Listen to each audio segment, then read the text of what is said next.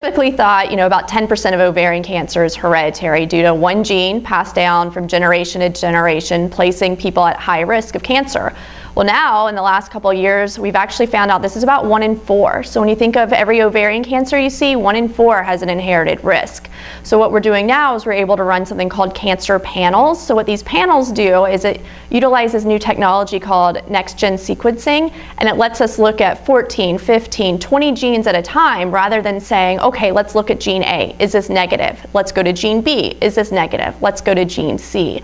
So rather than doing that, we can run all these genes at the same time. This also helps from a family history standpoint because sometimes you have families that are poor historians or they just don't know their family history. So if you think about a breast cancer survivor, we could be thinking, does this patient have a BRCA alteration? Does this patient have potentially Poitch-Jaeger, Cowden syndrome, Li-Fraumeni syndrome? There's also moderate penetrant genes called like RAD50, RAD51, a bunch of other ones. Well, when you start going through the line, that takes a lot of time. It also becomes very costly. So depending on which gene mutation that patient has, it's going to significantly alter and affect their medical management. So if you don't test the right gene, that family's not going to get a genetic diagnosis. And with a genetic diagnosis, we're actually able to appropriately manage that patient. So knowing, do they need their ovaries removed? Maybe they don't need their ovaries removed, but they need increased colonoscopy. Maybe they need a hysterectomy, but their ovaries aren't at risk, things such as that.